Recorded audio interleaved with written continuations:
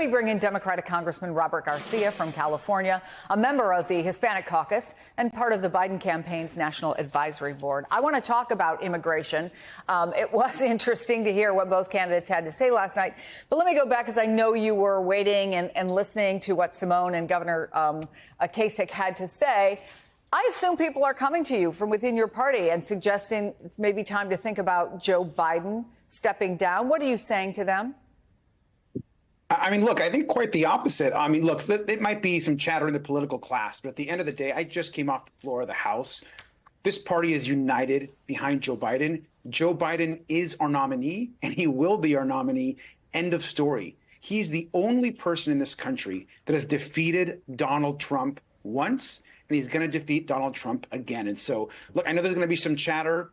That's fine. But I mean, to be fair, Congressman, it's more than chatter, isn't it? I mean, there are people who love Joe Biden, respect Joe Biden, even worked to help get Joe Biden elected, who are suggesting now this is not 4 years ago, that he's a different person now on that stage than he was 4 years ago. Are their concerns legit?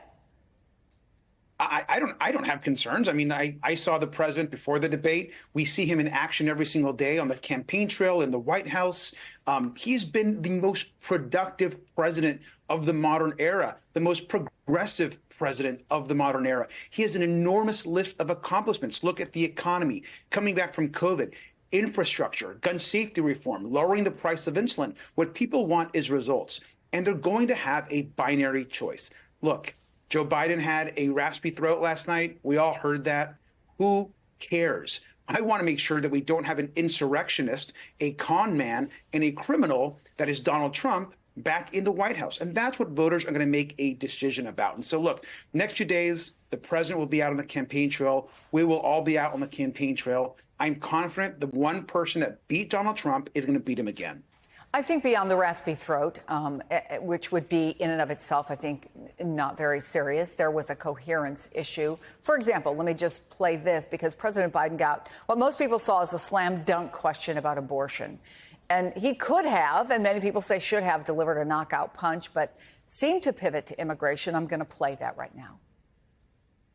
Look, there's so many young women who have been, including a young woman who just was murdered, and he went to the funeral.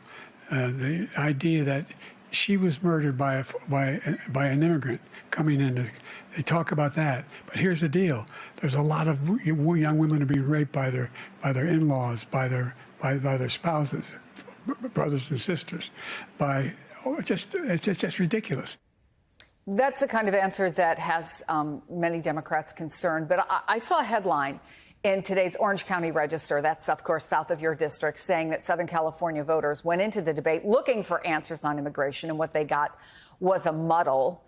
Is that fair? And how does Joe Biden answer those concerns in the coming days and weeks?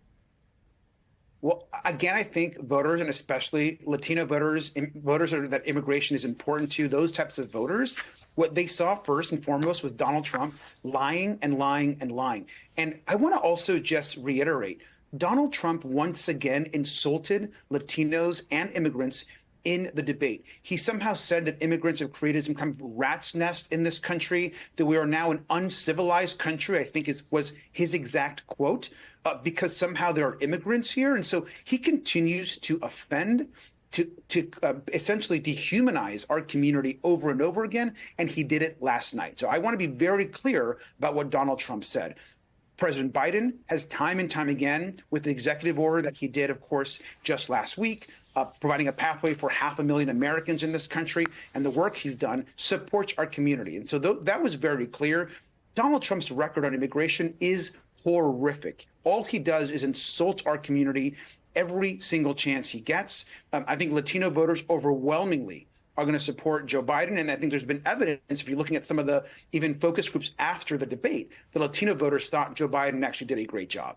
Hey there, MSNBC fans. I'm Luke Russert, and be sure to join me, Rachel Maddow, Jen Psaki, Lawrence O'Donnell, Steve Kornacki, Joy Reid, and many more September 7th in Brooklyn, MSNBC Live Democracy 2024. Click on the link for ticket information. We will see you there.